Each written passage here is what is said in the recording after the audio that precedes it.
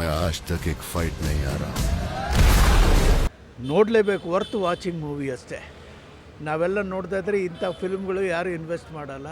ನೋಡಿ ಬಂದಮೇಲೆ ಇನ್ನೂ ಚೆನ್ನಾಗಿ ಎಫೆಕ್ಟ್ ಹೇಳಬಲ್ಲೆ ನಾನು. ಇವಾಗ ಮಾತ್ರ ನನಗೆ ಬಲ್ ಖುಷಿ ಆಗಿದೆ. ಆಫೀಸ್ಗೆ ರಜೆ ಹಾಕಿ ಬಂದಿದ್ದೀನಿ ಇವತ್ತು. ನನಗೆ ಅಷ್ಟು ಕ್ಯೂರಿಯಸ್ ಆಗಿದೆ ನನಗೆ. ಅಲ್ಲಿ ಟ್ರೈಲರ್ ಆಗುತ್ತಾ ತೋರಿಸ್ತಾ ಇದ್ದಾರೆ ಅಂದರೆ ಥಿಯೇಟ್ರ್ ಹತ್ರ ಗಲಾಟೆ ಆಗಿದೆ. ಆನಂದ್ ಥಿಯೇಟ್ರ್ ಅಂತ ಕರ್ನೂಲಲ್ಲಿ ನೋಡಿದ್ದೆ. ಅವತಾರ್ ಇತ್ತು, ಮ್ಯಾಡ್ ಮ್ಯಾಕ್ಸಿ ಫ್ಯೂರಿ ರೋಡ್ ಇತ್ತು, ಮತ್ತು ಚೂರಿಲ್ಲ ಫುಲ್ಲು ಹಾಲಿವುಡ್ ಮೂವೀಸ್ ಎಲ್ಲ ಇತ್ತು. ಚೂರು ಮಿಕ್ಸ್ ಮಾಡಿ ಕೊಟ್ಟಿದ್ದರು. ನೋಡಿದೆ ಚೂರು ನೋಡೋಕ್ಕಾಗಿಲ್ಲ. ಅದೇ ಆಚೆ ಬಂದುಬಿಟ್ಟೆ.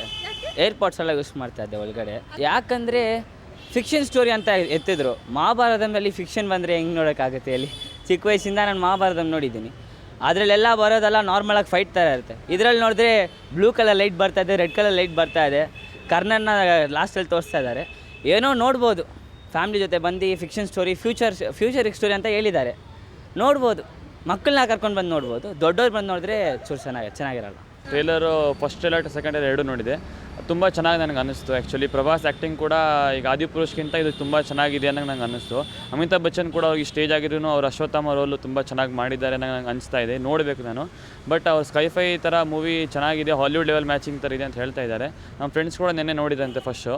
ಸೊ ಅದಕ್ಕೆ ಅವ್ರ ಒಪಿನಿಯನ್ ಕೇಳ್ಬಿಟ್ಟು ನಾನು ನೋಡಬೇಕು ಅಂತ ಇವತ್ತು. ರೀಸೆಂಟ್ ಮೂವೀಸ್ಗಳಿಗಿಂತ ಇದು ತುಂಬ ಬಾಹುಬಲಿ ಲೆವೆಲ್ ಮ್ಯಾಚಿಂಗ್ ಇದೆ ಅಂತ ಅವ್ರು ಹೇಳ್ತಾ ಇದ್ದಾರೆ.